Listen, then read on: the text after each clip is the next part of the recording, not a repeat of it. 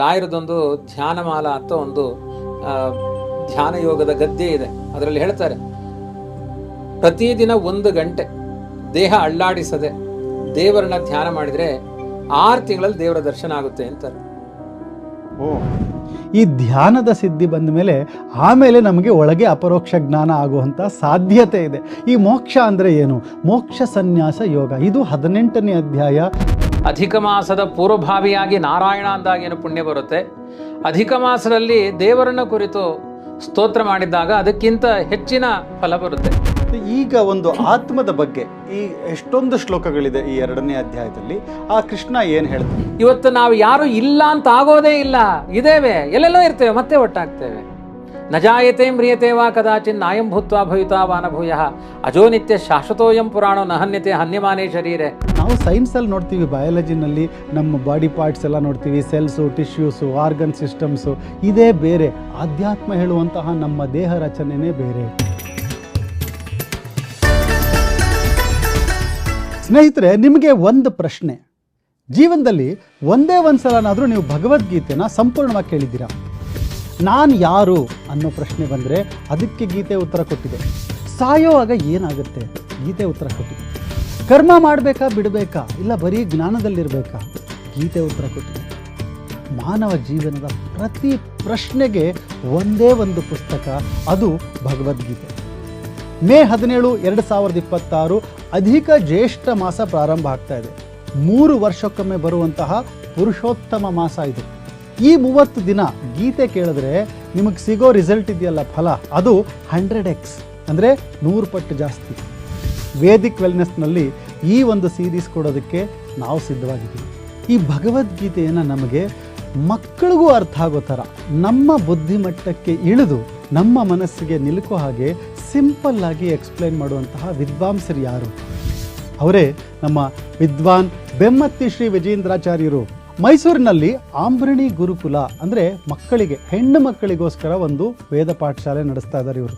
ಪೇಜಾವರ ಮಠದ ಅಭೂತಪೂರ್ವ ಸನ್ಯಾಸಿಗಳಾಗಿ ಬಂದಂತಹ ಶ್ರೀ ಶ್ರೀ ವಿಶ್ವೇಶತೀರ್ಥ ಸ್ವಾಮೀಜಿಯವರ ಪಟ್ಟ ಶಿಷ್ಯರಿವರು.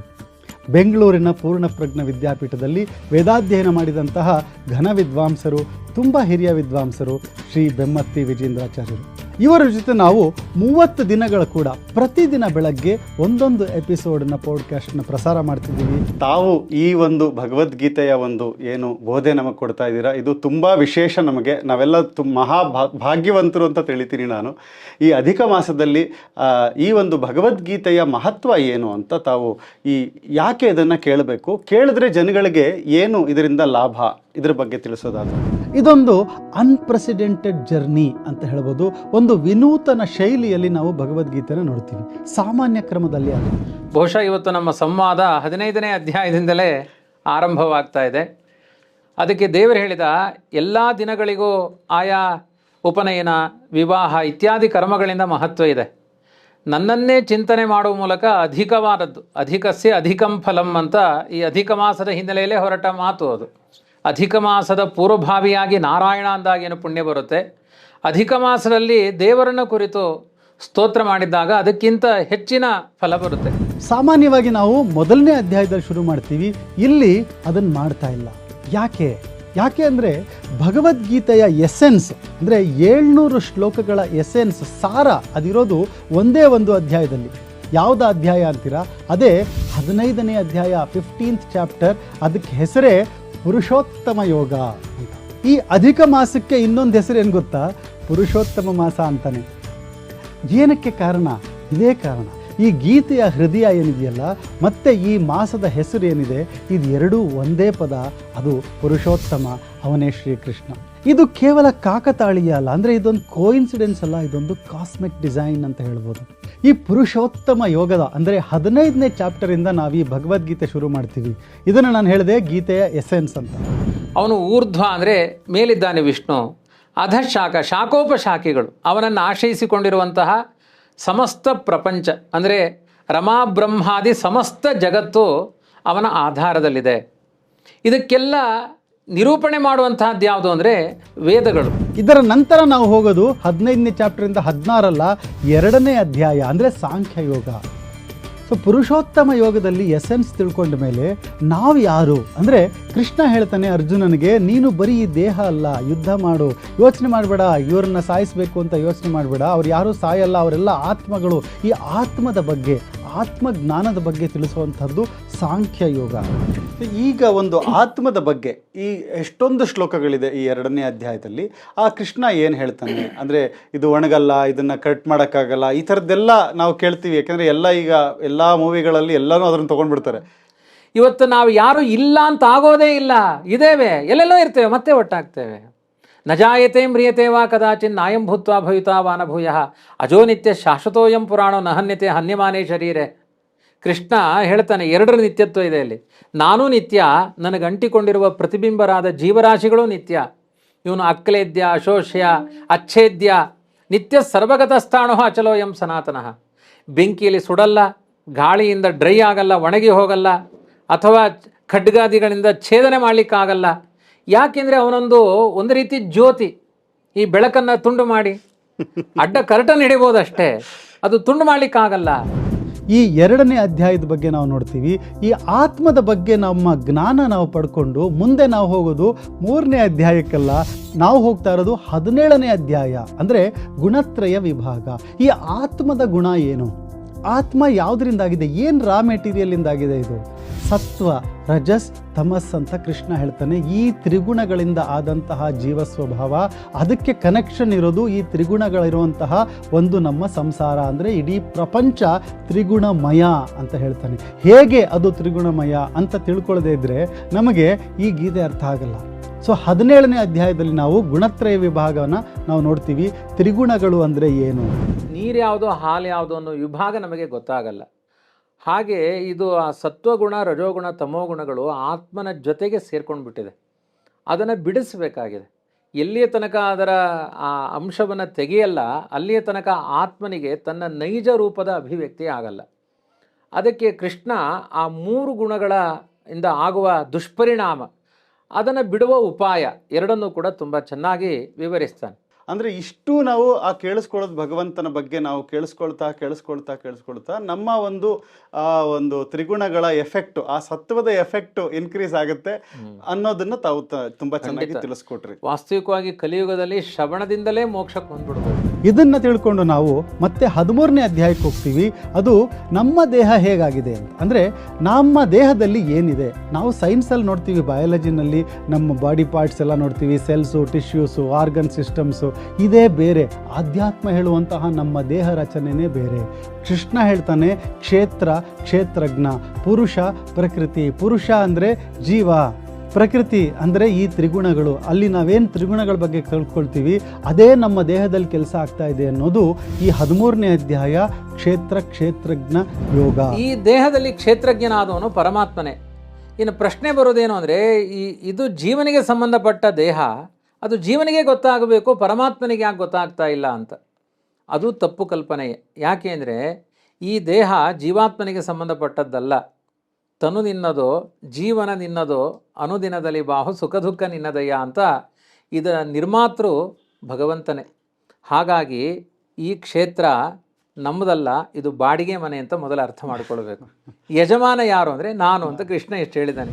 ಈ 13ನೇದು ನೋಡಿಕೊಂಡು ಮುಂದೆ ನಾವು ಯಾಕೆ ಈ ಥರ, ಕೆಲವ್ರು ಯಾಕೆ ಕೆಟ್ಟವರಾಗೇ ಇರ್ತಾರೆ, ಏನು ಮಾಡಿದ್ರೂ ಒಳ್ಳೆಯವರಾಗಲ್ಲ. ಕೆಲವರು ಅಷ್ಟು ಒಳ್ಳೆಯವರು, ಎಂತೇ ಅವ್ರಿಗೆ ಕೆಟ್ಟದನ್ನು ನಾವು ಮಾಡಿದ್ರು ಅವ್ರು ನಮಗೆ ಒಳ್ಳೆಯದೇ ಮಾಡ್ತಾರೆ. ಯಾಕೆ? ಇದು ನಾವು 16ನೇ ಅಧ್ಯಾಯದಲ್ಲಿ ನೋಡ್ತೀವಿ. ಅಂದರೆ 13ರ ನಂತರ 16ಕ್ಕೆ ಹೋಗ್ತೀವಿ ನಾವು. ಅದು ದೈವಿ ಸಂಪತ್ತು, ಆಸುರಿ ಸಂಪತ್ತು. ನಮ್ಮ ಸ್ವಭಾವ ಯಾಕೆ ಈ ಥರ ಇರುತ್ತೆ, ಇದನ್ನು ತಿಳ್ಕೊಳ್ತೀವಿ ನಾವು ಈ ಜರ್ನಿನಲ್ಲಿ. ಬಹಳ ಜನಕ್ಕೆ ವೆಲ್ತ್ ಅಂದರೆ ನಮಗೇನು ಅನ್ಕೋತೀವಿ, ವೆಲ್ತ್ ಅಂತಂತಂದರೆ ಒಂದು 5-6 ಕೋಟಿ ಸ್ಟಾಕ್ಸಲ್ಲಿ, ಮ್ಯೂಚುವಲ್ ಫಂಡ್ಸಲ್ಲಿ ಇದು ಇಟ್ಕೊಳ್ಳೋದು, ಅದೇ ವೆಲ್ತ್ ಅಂತ ಅಂದ್ಕೊಳ್ತೀವಿ. ಆದರೆ ವೆಲ್ತ್ ಅಂದರೆ ಏನು, ಆ ಸಂಪತ್ತು ಅಂದರೆ ಏನು, ದೇವರ ಕಡೆ ಕರ್ಕೊಂಡು ಹೋಗುವಂತಹ ಸಂಪತ್ತು ಯಾವುದು, ದೇವರಿಂದ ದೂರ ಹೋಗಿಸುವಂಥ ಸಂಪತ್ತು ಯಾವುದು ಅನ್ನೋದನ್ನು ಕೃಷ್ಣ ಹೇಳಿದ್ದಾನೆ. ಅದನ್ನು ಆಚಾರ್ಯರಿಂದ ತಿಳ್ಕೊಳ್ಳೋಣ. ಹಿರಣ್ಯಕಶ್ಯಪುವಿನ ಮಗ ಅಂದರೆ ಏನು? ಒಬ್ಬ ಅಸುರ ಯೋನಿಯಲ್ಲಿ ಹುಟ್ಟಿದ. ಹಾಗಾದರೆ ಅಸುರ ಯೋನಿಯಲ್ಲೂ ಕೂಡ ಸಾತ್ವಿಕರಿದಾರಲ್ವ ಅಂದರೆ ಅದು ನೈಜವಾದ ಆಸುರಿ ಗುಣ ಅಲ್ಲ. ಪ್ರಹ್ಲಾದ ತಾತ್ಕಾಲಿಕವಾಗಿ ಶಾಪದಿಂದಾಗಿ ಕೆಲವೊಮ್ಮೆ ದೇವತೆಗಳು ಕೂಡ ಅಸುರ ಯೋನಿಯಲ್ಲಿ ಹುಟ್ಟುವ ಪ್ರಸಂಗಗಳಿದೆ. ಆದ್ದರಿಂದ ಕೃಷ್ಣ ಈ ಭಗವದ್ಗೀತೆಯಲ್ಲಿ ಏನು ಹೇಳ್ತಾ ಇದ್ದಾನೆ ಅಂದರೆ, ಅಸಮಂಜಸನ ಮೂಲ ಸ್ವಭಾವ ಇದೆಯಲ್ವಾ ಅದನ್ನು ಹೇಳ್ತಾ ಇದ್ದಾನೆ. ಪ್ರಹ್ಲಾದನ ಮೂಲಭೂತ ಸ್ವಭಾವ ಇದೆ ಅಲ್ವಾ ಅದನ್ನು ಹೇಳಿಕ್ಕೆ ಹೊರಟಿದ್ದಾನೆ. ಬಾಹ್ಯವಾಗಿ ಇವತ್ತು ನೀವು ಒಳ್ಳೆಯವರಾಗಿರ್ಬೋದು, ನಾಳೆ ಕೆಟ್ಟವರಾಗ್ಬೋದು. ಆ ಬಾಹ್ಯವಾದ ಒಳ್ಳೆಯ ಗುಣಗಳನ್ನು ದೇವರು ಹೇಳಲಿಕ್ಕೆ ಹೊರಟಿಲ್ಲ. ಸೊ ಈ ಕ್ಷೇತ್ರಜ್ಞ ತಿಳ್ಕೊಂಡು 13ನೇ ಅಧ್ಯಾಯದಿಂದ ನಾವು ಮತ್ತೆ ಯಾವುದಕ್ಕೆ ಹೋಗ್ತೀವಿ ಅಂದರೆ 3ನೇ ಅಧ್ಯಾಯ ಅಂದರೆ ಕರ್ಮಯೋಗ. ಯಾಕೆಂದರೆ ನಮಗೆ ದೇಹದ ಬಗ್ಗೆ ತಿಳ್ಕೊಂಡ ಮೇಲೆ ನಾವೇನು ಮಾಡ್ತೀವಿ ಹೇಳಿ, ಏನೇ ನಾವು ಎಕ್ಸ್ಪೀರಿಯನ್ಸ್ ಮಾಡಿದ್ರು, ಸುಖ ಎಂಜಾಯ್ ಮಾಡಿದ್ರು, ಒಂದು ಒಳ್ಳೆ ಕಾಫಿ ಕುಡೀರಿ, ಅಥವಾ ಏನೋ ಒಂದು ಸಫರಿಂಗ್ಸ್ ಬಂತು, ರೋಗ ಬಂತು, ಕಾಯಿಲೆ ಬಂತು, ಏನೇ ಬಂದರೂ ನಮಗೆ ಬರೋದು ಈ ದೇಹದಿಂದ. ಅಂದರೆ ಇದೆಲ್ಲ ಬರೋದು ನಾವು ಮಾಡೋ ಕರ್ಮಗಳಿಂದ, ಪಾಪ ಪುಣ್ಯದಿಂದ. ಕರ್ಮ ಅಂದರೆ ಏನು, ಕರ್ಮ ಯೋಗದ ಬಗ್ಗೆ 3ನೇ ಒಂದು ಅಧ್ಯಾಯದಲ್ಲಿ ನಾವು ನೋಡ್ತೀವಿ. ಇದು ದೇವರು ನಮ್ಮನ್ನು ಯಾವುದೋ ಅನುಗ್ರಹದಿಂದ ಈ ಸೃಷ್ಟಿಗೆ ತಂದಿದ್ದಾನೆ. ಅತ್ಯಂತ ವಿನಯದಲ್ಲಿ ವಿನಯ. ರಾಮನಿಗೆ ದಶರಥ ಹೇಳ್ತಾನೆ, ನೀನು ತುಂಬ ವಿನೀತಪ್ಪ ರಾಮ, ಆದರೂ ಭೂಯೋ ವಿನಯ ಮಾಸ್ತಾಯ, ಸಾಕಾಗಲ್ಲ, ಇನ್ನೂ ವಿನೀತನಾಗಿರು, ಇನ್ನೂ ವಿನಯ ಬೇಕು. ಇದನ್ನೇ ದಾಸರು ಹೇಳಿದರು, ಮನವ ಶೋಧಿಸಬೇಕು ನಿಚ್ಚ, ಅನುದಿನ ಮಾಡುವ ಪಾಪ ಪುಣ್ಯದ ವೆಚ್ಚ. ನಾನು ಯಾರಿಗೋ ನಿನ್ನೆ ಅನ್ಯಾಯ ಮಾಡಿಬಿಟ್ನಲ್ಲ, ಅಷ್ಟು ಮಾಡಬಾರ್ದು. ಯಾರಿಗೋ ಮೊನ್ನೆ ತುಂಬ ಬೈದಿದ್ದೆ, ನಿನ್ನೆ ಕಡಿಮೆ ಮಾಡಿಕೊಂಡೆ, ನಿನ್ನೆ ಒಂದು ಮಾತಾಡಿದೆ, ಅದೂ ಆಡಬಾರ್ದು ಇನ್ಮೇಲೆ. ಈ ಥರ ಪ್ರತಿದಿನ ಬದಲಾವಣೆಗೆ ಬದುಕು ಹೋಗ್ತಾ ಇದ್ದರೆ ನಾನು ವೇದಾಂತಿ ಆಗ್ತೇನೆ. ಒಂದು ಆರಂಭದಲ್ಲಿ ಇದ್ದ ಚಟಗಳನ್ನು ವೃದ್ಧಾಪ್ಯದಲ್ಲೂ ಬಿಡ್ಲಿಕ್ಕೆ ಆಗ್ತಾ ಇಲ್ಲ ಅಂದರೆ ನಾನು ಏನು ವೇದಾಂತಿ? ಸುಮ್ಮನೆ ಟಿ ವಿಯಲ್ಲಿ ಅಲ್ಲಿ ಪರದೆಗಳಲ್ಲಿ ಭಗವದ್ಗೀತೆ ಬರ್ತಾ ಇರುತ್ತೆ, ಅದೊಂದು ಎಂಟರ್ಟೈನ್ಮೆಂಟ್ ಅಷ್ಟೇ, ಪ್ರಯೋಜನ ಆಗಲ್ಲ. ಪರಿವರ್ತನೆಗೆ ಹೋಗಬೇಕು ಬದುಕು. ಅದಕ್ಕೆ ಈ ಸದ್ಗುಣಗಳು ಯಾವುದು, ದುರ್ಗುಣಗಳು ಯಾವುದು, ಅದನ್ನು ಇಟ್ಟು ನಿನ್ನಲ್ಲಿ ಯಾವುದು ಸದ್ಗುಣಗಳಿದೆ, ನಿನಗೆ ಯಾವುದು ಮ್ಯಾಚ್ ಆಗ್ತಾ ಇದೆ, ಯಾವುದು ಮ್ಯಾಚ್ ಆಗ್ತಾ ಇಲ್ಲ ನೋಡ್ಕೋ, ಇದನ್ನು ಶೋಧನೆ ಮಾಡ್ಕೊ ನಿನ್ನ ಮನಸ್ಸನ್ನು. ಹೀಗೆ ಒಂದು ತಾಯಿಯಂತೆ ಪರಲೋಕದ ಸಾಧನೆಗೆ ತತ್ವೋಪದೇಶವನ್ನು ಕೃಷ್ಣ ನಮ್ಮ ಪಾಲಿಗೆ ನೀಡ್ತಾ ಇದ್ದಾನೆ. ನಂತರ 4ನೇ ಜ್ಞಾನ ಯೋಗ. ಯಾಕೆಂದರೆ ಕರ್ಮ ಯಾವ ಥರ ಮಾಡಬೇಕು, ಆ ಭಗವಂತನ ಪರವಾಗಿ ಮಾಡಬೇಕು, ಭಗವತ್ ಪರವಾಗಿ ಮಾಡಬೇಕು, ಅವನು ನಮ್ಮಲ್ಲಿ ನಿಂತು ಮಾಡುತ್ತಿದ್ದಾನೆ ಅನ್ನೋ ಒಂದು ಅನುಸಂಧಾನದಿಂದ ನಾವು ಕರ್ಮ ಮಾಡಿದಾಗ ಆ ಬಂಧನ ಬರಲ್ಲ. ಈ ಕರ್ಮ ಬಂಧನದಿಂದ ಬಿಡಿಸ್ಕೊಳ್ಳೋದಕ್ಕೆ ನಮಗೆ ಆ ಜ್ಞಾನ ಬೇಕು, ಜ್ಞಾನಪೂರ್ವಕವಾಗಿ ಕರ್ಮ ಮಾಡಬೇಕು. ಅದನ್ನು ನಾವು 4ನೇ ಅಧ್ಯಾಯದಲ್ಲಿ ನೋಡ್ತೀವಿ. ಮತ್ತೆ 5ನೇ ಅಧ್ಯಾಯಕ್ಕೆ ಹೋಗಲ್ಲ, 4ನೇ ಅಧ್ಯಾಯದಲ್ಲಿ ನಾವು ಜ್ಞಾನದ ಬಗ್ಗೆ ತಿಳ್ಕೊಂಡು ಸೀದಾ ಭಗವಂತನ ಬಗ್ಗೆ ತಿಳ್ಕೊಳ್ಳೋದಕ್ಕೆ 7ನೇ ಅಧ್ಯಾಯಕ್ಕೆ ಹೋಗ್ತೀವಿ. 7ರಿಂದ 12 ಅಧ್ಯಾಯದವರೆಗೆ ಅಂದರೆ ಪೂರ್ತಿ ಭಗವಂತನ ಸ್ವರೂಪ ಏನು. ಕೃಷ್ಣ ಹೇಳ್ತಾನೆ, ನಾನು ಯಾರು, ನಾನು ಹೇಗೆ ಸೃಷ್ಟಿ ಮಾಡ್ತೀನಿ, ಇಡೀ ಪ್ರಪಂಚವನ್ನು ನಾನು ಹೇಗೆ ನಿಯಮನ ಮಾಡ್ತೀನಿ, ಯಾವ ರೀತಿ ಪ್ರಕೃತಿ ಅಂದರೆ ನನ್ನ ಪತ್ನಿ ಏನು ಲಕ್ಷ್ಮೀ ತತ್ವ ಅಂತ ಹೇಳ್ತೀವಿ, ಅವಳನ್ನು ಒಂದು ಅಧ್ಯಕ್ಷನಾಗಿ ನಾನು ಅಧ್ಯಕ್ಷನಾಗಿ ಆ ಪ್ರಕೃತಿಯನ್ನು ಇಟ್ಕೊಂಡು ಈ ಇಡೀ ಪ್ರಪಂಚವನ್ನು ನಾನು ಹೇಗೆ ಕಂಟ್ರೋಲ್ ಮಾಡ್ತೀನಿ, ಎಲ್ಲ ವಿಷಯಗಳನ್ನು 7, 8, 9, 10 ಅಧ್ಯಾಯಗಳಲ್ಲಿ ಬರುತ್ತೆ. ಮತ್ತು 11ನೇ ಅಧ್ಯಾಯದಲ್ಲಿ ಇಡೀ ವಿಶ್ವರೂಪ ದರ್ಶನ ಮಾಡಿಸ್ತಾನೆ ಕೃಷ್ಣ. ಇಷ್ಟೆಲ್ಲ ಬರೀ ಥಿಯರಿ ಆಯಿತು, ಪ್ರಾಕ್ಟಿಕಲ್ ನೋಡು ಅರ್ಜುನ, ನಾನು ತೋರಿಸ್ತೀನಿ ನನ್ನ ರೂಪ ಅಂತ ಇಡೀ ವಿಶ್ವರೂಪವನ್ನು ತೋರಿಸ್ತಾನೆ. ನಂತರ ಬರೋದು 12ನೇದು ಭಕ್ತಿ ಯೋಗ. ಈ ಭಕ್ತಿ ಯೋಗ ಅಲ್ಲಿವರೆಗೆ ನಾವು ಕಂಟಿನ್ಯೂ ಮಾಡ್ತೀವಿ ಈ ಜರ್ನಿನ. ಭಕ್ತಿಗೆ ಅಂತ ಪ್ರತ್ಯೇಕ ಟೈಮ್ ಇಡಬೇಡಿ. ಕೃಷ್ಣ ಹೇಳ್ತಾನೆ, ನೀನು ತಿನ್ನುವ ಸಮಯದಲ್ಲಿ ಇದು ದೇವರ ಕೊಟ್ಟದ್ದು. ಆ ನಾಲಿಗೆಯಲ್ಲಿ ರುಚಿ ಆದ ತಕ್ಷಣ ಕೃಷ್ಣ ಅನ್ನು ಅಲ್ಲೇ ಚೆನ್ನಾಗಿದೆ ಅಂತ ಹೇಳ್ತಿ. ಅಲ್ಲಿ ಕೃಷ್ಣನ್ ನೆನಪು ಮಾಡ್ಕೊ. ಏತು ಸರ್ವಾಣಿ ಕರ್ಮಾಣಿ ಮೈ ಸನ್ಯಾಸ್ಯ, ಬೆಳಿಗ್ಗೆಯಿಂದ ರಾತ್ರಿ ತನಕ ನಡೆಯುವ ಎಲ್ಲ ಕರ್ಮಗಳನ್ನು ನನಗೆ ಸಮರ್ಪಣೆ ಮಾಡು, ಭಕ್ತಿ ಯೋಗದ ಜೊತೆಗೆ ಮಾಡು. ತೇಷಾಮಹಂ ಸಮುದ್ಧರ್ತ ಮೃತ್ಯು ಸಂಸಾರ ಸಾಗರಾತ್. ಅದು ಎಂಥ ಸಮಸ್ಯೆ ಇದ್ರೂ ಈ ಭಯಂಕರವಾದ ಈ ಮೃತ್ಯು ಸಂಸಾರದಿಂದ ನಾನು ನಿನ್ನನ್ನು ಮೇಲೆ ಎತ್ತು ಬಿಡ್ತೇನೆ. ಮತ್ತೆ 7ರಿಂದ 12 ತನಕ 6 ಅಧ್ಯಾಯಗಳು ಭಗವಂತ ಏನು ಹೇಳ್ತಾನೆ, ನಾನು ಯಾರು ಅಂದರೆ ಕೃಷ್ಣ ಅಂದ್ರೇ ಸುಪ್ರೀಂ ಆಲ್ಮೈಟಿ, ಅಂದರೆ ವಿಶ್ವದ ದೊಡ್ಡ ಶಕ್ತಿ ಭಗವಂತ ನಾನೇ ಅಂತ ಕೃಷ್ಣ ಓಪನ್ ಆಗಿ ಡೈರೆಕ್ಟಾಗಿ ಹೇಳ್ತಾನೆ. ಮತ್ತು ಜ್ಞಾನ ವಿಜ್ಞಾನ ಯೋಗ, ನನ್ನ ಭಕ್ತ ಹೇಗಿರ್ತಾನೆ ಅಂತ ಹೇಳ್ತಾನೆ. ಈ ಭಕ್ತಿ ಯೋಗದವರೆಗೆ ಪೂರ್ತಿ ತನ್ನ ವಿಭೂತಿ ರೂಪಗಳೇನು, ಏನು ವಿಭೂತಿ ಯೋಗ ಅಂದ್ರೇನು, ನನ್ನ ವಿಶ್ವರೂಪ ನೋಡುವಂಥ ವಿಶ್ವರೂಪ ದರ್ಶನ ಮಾಡಿಸ್ತಾನೆ ಕೃಷ್ಣ. ಅದೇ ರೂಪ ಈ 30 ದಿನ ನಮಗೆ ಕಾಣಿಸ್ತಾ ಇರುತ್ತೆ. ಅದನ್ನು ನಮಗೆ ತೋರಿಸೋವಂಥವರು ವಿದ್ವಾಂಸರಾದ ಬೆಮ್ಮತ್ತಿ ಶ್ರೀ ವಿಜೇಂದ್ರಾಚಾರ್ಯರು. ಅವರ ಮೂಲಕ ನಾವು ಈ ಕೃಷ್ಣನ ಒಂದು ಮಾತು, ಕೃಷ್ಣನ ಒಂದು ಜ್ಞಾನ ಪಡ್ಕೊಳ್ಳೋಣ.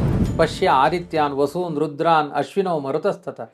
ಸೂರ್ಯರನ್ನು ತೋರಿಸ್ತೇನೆ, ರುದ್ರನನ್ನು ತೋರಿಸ್ತೇನೆ, ಮರುದ್ಗಣವನ್ನು ತೋರಿಸ್ತೇನೆ, ಅಶ್ವಿನಿ ದೇವತೆಗಳನ್ನು ತೋರಿಸ್ತೇನೆ, ನೀನು ಹಿಂದೆ ನೋಡದೇ ಇದ್ದದ್ದನ್ನು ತೋರಿಸ್ತೇನೆ. ಅದೃಷ್ಟಪೂರ್ವಾಣಿ, ಹಿಂದೆ ಎಂದೂ ನೋಡೇ ಇಲ್ಲ ಅಂಥ ಅದ್ಭುತವಾದ ರೂಪವನ್ನು ತೋರಿಸ್ತೇನೆ. ಸಮಗ್ರ ಜಗತ್ತು ನನ್ನಲ್ಲಿ ಆಶ್ರಯವಾಗಿದ್ದನ್ನು ತೋರಿಸ್ತೇನೆ. ಆದರೆ ಒಂದು ಟೆಕ್ನಿಕಲ್ ಪ್ರಾಬ್ಲಮ್ ಇದೆ. ನಿನಗೆ ಈ ಮಣ್ಣಿನ ಕಣ್ಣಿನಿಂದ ನನ್ನನ್ನು ನೋಡಲಿಕ್ಕಾಗಲ್ಲ, ಅದಕ್ಕೆ ನಿನಗೆ ಈ ಕೆಲವೊಮ್ಮೆ 3D ಫಿಲಮ್ ನೋಡ್ಬೇಕಾದ್ರೆ ಒಂದು ಕನ್ನಡಕ ಕೊಡ್ತಾರಲ್ಲ, ಇಲ್ದೇನೆ ಇದ್ರೆ ಆ 3D ಎಫೆಕ್ಟ್ ಗೊತ್ತಾಗಲ್ಲ ಅಂತ. ಹಾಗೆ ನಿನಗೊಂದು ದಿವ್ಯ ಚಕ್ಷುಸ್ಸನ್ನು ಕೊಡ್ತೇನೆ, ಅದನ್ನು ತೊಗೊಂಡು ನೀನು ನೋಡು. ಅವನಿಗೆ ಇನ್ನೂ ಸಂಭ್ರಮ ಅರ್ಜುನನಿಗೆ, ಅಲ್ಲ ನನಗೋಸ್ಕರ ಅವನಿಗೆ ಎಷ್ಟೆಲ್ಲ ಮಾರ್ಪಾಡು ಮಾಡಿಕೊಳ್ತಾ ಇದ್ದಾನೆ, ನನ್ನ ದೇಹದಲ್ಲೇ ದಿವ್ಯ ಚಕ್ಷುಸ್ಸನ್ನು ಕೊಟ್ಟು. ಇದನ್ನೇ ಅಚಿಂತ್ಯಾದ್ಭುತ ಶಕ್ತಿ ಅಂತ ಕರೀತಾರೆ. ಇನ್ನು ನಮಗೆ ಉಳಿದಿರೋದು 3 ಅಧ್ಯಾಯಗಳು ಮಾತ್ರ. 5ನೇ ಅಧ್ಯಾಯ ನಾವು ಹೇಳಿದ್ವಿ ಭಕ್ತಿ ಯೋಗ. ಅಂದರೆ ಭಕ್ತಿ ಯೋಗ ನಾವು ಕೇಳ್ತಾ ಇದ್ರೆ ನಮ್ಮಲ್ಲಿ ಭಕ್ತಿ ಉಕ್ಕಿ ಬರಬೇಕು. ಆ ಕೃಷ್ಣನ ಒಂದು ಏನು ವಿಶ್ವರೂಪ ದರ್ಶನ ಆದಮೇಲೆ ಅರ್ಜುನನಿಗೆ ಬಂತು ಭಕ್ತಿ, ಹಾಗೆ ಆ ಕೇಳ್ತಿದ್ದಂಗೆ ನಮ್ಮಲ್ಲಿ ಭಕ್ತಿ ಬರಬೇಕು. ಆ ಭಕ್ತಿ ಬಂದಾಗ ಏನಾಗಬೇಕು, ಈ ಕರ್ಮ ಸನ್ಯಾಸ, ಅದೇ 5ನೇ ಅಧ್ಯಾಯ. ಭಕ್ತಿ ಬಂದ ತಕ್ಷಣ ಬರೋದೇನು ಅಂದರೆ, ನನಗೆ ಬೇರೆ ಏನು ಬೇಡ, ಭಗವಂತ ಒಬ್ಬನೇ ಸಾಕು, ಯಾವುದೇ ಒಂದು ಆಕಾಂಕ್ಷೆಗಳು ಬೇಡ ನನಗೆ, ಇದಕ್ಕೋಸ್ಕರ ನಾನು ಕೆಲಸ ಮಾಡ್ತೀನಿ ಮಾಡಲ್ಲ, ಭಗವಂತನ ಪ್ರೀತಿಗೋಸ್ಕರ ಮಾಡ್ತೀನಿ. ಅದೇ ಕರ್ಮ ಸನ್ಯಾಸ. 5ನೇ ಅಧ್ಯಾಯಕ್ಕೆ ಬರ್ತೀವಿ. 5ನೇ ಅಧ್ಯಾಯ ಆದಮೇಲೆ ಆ ಒಂದು ಸ್ಟೇಜ್ಗೆ ನಾವು ರೀಚ್ ಆದರೆ ನೆಕ್ಸ್ಟ್ ಬರುವಂತಹ ಸ್ಟೇಜು ಅದೇ ಧ್ಯಾನ. ಯಾಕೆಂದರೆ ನಮಗೆ ಧ್ಯಾನ ಸಿದ್ಧಿಸಬೇಕು ಅಂದರೆ ಮನಸ್ಸು ಪಕ್ವವಾಗಬೇಕು, ಚಿತ್ತ ಶುದ್ಧಿ ಆಗಬೇಕು. ಎಲ್ಲ ನಮ್ಮ ಏನು ಇಷ್ಟು ಎಲ್ಲ ಒಂದು ಅಧ್ಯಾಯಗಳನ್ನು ನಾವು ಕೇಳ್ಕೊಂಡು ಬಂದಿರ್ತೀವಿ, ಆಗ ನಮಗೆ ನಮ್ಮ ಮನಸ್ಸು ಒಂದು ಲೆವೆಲ್ಗೆ ಬರುತ್ತೆ, ಅದು ಧ್ಯಾನಕ್ಕೆ ಸಿದ್ಧವಾಗಿರುತ್ತೆ. ಆವಾಗ ನಾವು ನೋಡ್ತೀವಿ ಧ್ಯಾನ ಹೇಗೆ ಮಾಡಬೇಕು ಅಂತ ಕೃಷ್ಣ ಏನು ಹೇಳ್ತಾನೆ. ಧ್ಯಾನ ಕೂತಾಗ, ಜಪ ಕೂತಾಗ ಕೆಲವರು ಕೃಷ್ಣ ಸಿಗಬೇಕು ಅಂತ ಮುಂದೆ ಕಚ್ಚಿ ಮಾಡ್ತಿರ್ತಾರೆ. ಹಲ್ಲು ಕಚ್ಚಬಾರದು. ದಿಶಶ್ಚ ಅನವಲೋಕಯನ್, ಯಾವುದೇ ಬೀಳಿ ತಲೆ ಮೇಲೆ ಏನು ಬಿದ್ದರೂ ಆಚೆ ಈಚೆ ನಾವು ನೋಡ್ಲಿಕ್ಕೆ ಹೋಗಬಾರ್ದು. ಅನವಲೋಕಯನ್ ಪ್ರಶಾಂತಾತ್ಮ, ಅದು ತುಂಬ ಶಾಂತ ಮನಸ್ಕನಾಗಿದ್ದು ವಿಗತ ಭೀಹಿ. ಯಾಕೆಂದರೆ ಅರ್ಧ ಕಣ್ಣು ಮುಚ್ಚಿರ್ತಾನೆ, ಆಚೆ ಈಚೆ ಏನೋ ಬಂತು, ಹಾವು ಬಂತು, ಇದು ಬಂತು, ಭಯ ಬಿಡಬೇಕು, ಎಲ್ಲ ಭಯವನ್ನು ಬಿಡಬೇಕು.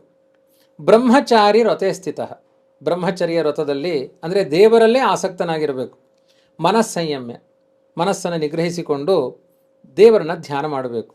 ಈ ರೀತಿಯಾಗಿ ನಿರಂತರ ಧ್ಯಾನ ಮಾಡ್ತಾ ಇದ್ದರೆ, ರಾಯರದೊಂದು ಧ್ಯಾನಮಾಲ ಅಂತ ಒಂದು ಧ್ಯಾನ ಯೋಗದ ಗದ್ದೆ ಇದೆ, ಅದರಲ್ಲಿ ಹೇಳ್ತಾರೆ ಪ್ರತಿದಿನ 1 ಗಂಟೆ ದೇಹ ಅಳ್ಳಾಡಿಸದೆ ದೇವರನ್ನ ಧ್ಯಾನ ಮಾಡಿದರೆ 6 ತಿಂಗಳಲ್ಲಿ ದೇವರ ದರ್ಶನ ಆಗುತ್ತೆ ಅಂತಾರೆ. ಈ ಧ್ಯಾನದ ಸಿದ್ಧಿ ಬಂದ ಮೇಲೆ ಆಮೇಲೆ ನಮಗೆ ಒಳಗೆ ಅಪರೋಕ್ಷ ಜ್ಞಾನ ಆಗುವಂಥ ಸಾಧ್ಯತೆ ಇದೆ. ಈ ಮೋಕ್ಷ ಅಂದರೆ ಏನು? ಮೋಕ್ಷ ಸನ್ಯಾಸ ಯೋಗ. ಇದು 18ನೇ ಅಧ್ಯಾಯ, ಕಡೆಯ ಅಧ್ಯಾಯ ಭಗವದ್ಗೀತೆದು. ಅದ್ಭುತವಾದ ವಿಷಯಗಳನ್ನು ತಿಳಿಸಿರುವಂತಹದ್ದು. ಗೀತೆ ಹೇಳುತ್ತೆ ಇಡೀ ಒಂದು ಸಂಸಾರ ಏನಿದೆ, ಇಡೀ ಒಂದು ನಮ್ಮ ಪ್ರಪಂಚ ಏನು ಕಾಣ್ತಾ ಇದೆ, ಇದು ಒಂದು ವೃಕ್ಷ, ಅಂದರೆ ಒಂದು ಟ್ರೀ.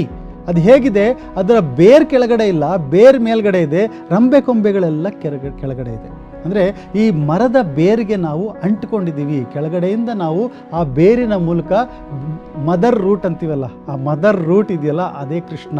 ಅವನ ಹತ್ರ ನಾವು ಹೋಗುವಂತಹ ದಾರಿ ಇದೆಯಲ್ಲ, ಅದು ಹೋಗಬೇಕು ಅಂದರೆ ಈ ಒಂದು ಸಂಸಾರ ವೃಕ್ಷದ ಜೊತೆಗೆ ನಮ್ಮದು ಏನು ಸಂಬಂಧ ಇದೆ ಅದನ್ನು ಕಳ್ಕೋಬೇಕು ನಾವು. ಆ ಸಂಬಂಧವನ್ನು ಕಳ್ಕೊಂಡು ಮೋಕ್ಷಕ್ಕೆ ಹೋಗಬೇಕು. ಆ ಮೇಲಕ್ಕೆ ಹೋಗೋ ದಾರಿ ಇದೆ, ಅದೇ ಮೋಕ್ಷ. ಸೊ ಸಂಸಾರದಿಂದ ಕಂಸಾರಿಯಾದ ಕೃಷ್ಣನೆಡೆಗೆ ನಡೆಯುವಂತಹ ಈ 30 ದಿನದ ಯಾತ್ರೆ ವೇದಿಕ್ ವೆಲ್ನೆಸ್ನ ವಿಶೇಷ ಸರಣಿ ಇದು ಈ 30 ದಿನದ ಯಾತ್ರೆಯ ಒಂದು ಚರಿತ್ರೆ. ನಾನು ಹೇಳಿದೆ ಯಾವ ಥರ ನಮ್ಮ 30 ದಿನದ ಯಾತ್ರೆ ಇರುತ್ತೆ ಅಂತ ನಾನು ನಿಮ್ಗೆ ಹೇಳಿದೆ. ಮೇ 17 ಅಧಿಕ ಜ್ಯೇಷ್ಠ ಮಾಸ ಪ್ರಾರಂಭ, ಜೂನ್ 15 ಅಮಾವಾಸ್ಯೆ ಈ ಅಧಿಕ ಮಾಸ ಮುಕ್ತಾಯ ಆಗುತ್ತೆ. ಅಂದರೆ 30 ದಿನ 30 ಎಪಿಸೋಡ್ಸು, 18 ಅಧ್ಯಾಯಗಳು, ಒಂದು ಸಂಪೂರ್ಣ ಭಗವದ್ಗೀತೆ ನಿಮಗೋಸ್ಕರ. ಪ್ರತಿದಿನ ಬೆಳಗ್ಗೆ 6 ಗಂಟೆಗೂ ಮೊದಲು, ಅಂದರೆ ಸೂರ್ಯ ಹುಟ್ಟಕ್ಕೂ ಮೊದಲು ವೇದಿಕ್ ವೆಲ್ನೆಸ್ ಚಾನಲ್ನಲ್ಲಿ ಈ ಎಪಿಸೋಡ್ ಅಪ್ಲೋಡ್ ಆಗುತ್ತೆ. ಅದನ್ನು ಕೇಳ್ತಾ ನಿಮ್ಮ ದಿನನ ಶುರು ಮಾಡಿ. ಈ ಮಾಸದಲ್ಲಿ ಗೀತೆಯನ್ನು ಕೇಳಿದ್ರೆ, ಭಗವದ್ಗೀತೆ ಅಂದರೆ ಕೃಷ್ಣನ ಮಾತನ್ನು ಕೇಳಿದ್ರೆ ಅದರ ಫಲ ಏನಿದೆಯಲ್ಲ ಅದು ಸಾಮಾನ್ಯ ದಿನಗಳಿಗಿಂತ 100x ಜಾಸ್ತಿ, ಅಂದರೆ 100 ಪಟ್ಟು ಜಾಸ್ತಿ. ಇದು ಹೇಳ್ತಾ ಇರೋದು ನಾನಲ್ಲ, ಶಾಸ್ತ್ರ ಹೇಳ್ತಾ ಇರುವಂತಹ ವಿಷಯ. ಮತ್ತು ಇನ್ನೂ 3 ವರ್ಷ ಕಾಯಬೇಕಾಗತ್ತೆ ರೀ ಈ ಒಂದು ಅವಕಾಶಕ್ಕೆ. ಈ ಅಧಿಕ ಮಾಸ ನೀವೇನಾದರೂ ಮಿಸ್ ಮಾಡ್ಕೊಂಬಿಟ್ರಿ. ಹಾಗಾಗಿ ಒಂದೇ ಒಂದು ಕೆಲಸ ಮಾಡಿ, ಈ ವಿಡಿಯೋನ ನಿಮ್ಮ ತಾಯಿ, ತಂದೆ, ಅಣ್ಣ, ತಮ್ಮ, ಅಕ್ಕ, ತಂಗಿ, ಫ್ರೆಂಡ್ಸು, ರಿಲೇಟಿವ್ಸು ಯಾರನ್ನೂ ಬಿಡಬೇಡಿ. ಎಲ್ಲ ನಿಮ್ಮ ವಾಟ್ಸಪ್ ಗ್ರೂಪ್ಗಳಿಗೆ ಕಳಿಸಿ, ನಿಮ್ಮ ಮಕ್ಕಳಿಗೆ ಕಳಿಸಿ. ಬಹಳ ಮುಖ್ಯ. ಅವ್ರಿಗೆ ಗೀತೆ ಇನ್ನೂ ಪರಿಚಯ ಆಗಿಲ್ಲ ಅಂದರೆ ಇದು ಸರಿಯಾದ ಸಮಯ. ವೇದಿಕ್ ವೆಲ್ನೆಸ್ನ ಸಬ್ಸ್ಕ್ರೈಬ್ ಮಾಡಿ, ಬೆಲ್ ಐಕಾನ್ ಒತ್ತಿ, ನೋಟಿಫಿಕೇಷನ್ ನಿಮಗೆ ಬರೋಕ್ಕೆ ಸ್ಟಾರ್ಟ್ ಆಗುತ್ತೆ. ಒಂದು ಎಪಿಸೋಡ್ ಕೂಡ ಮಿಸ್ ಆಗಬಾರ್ದು.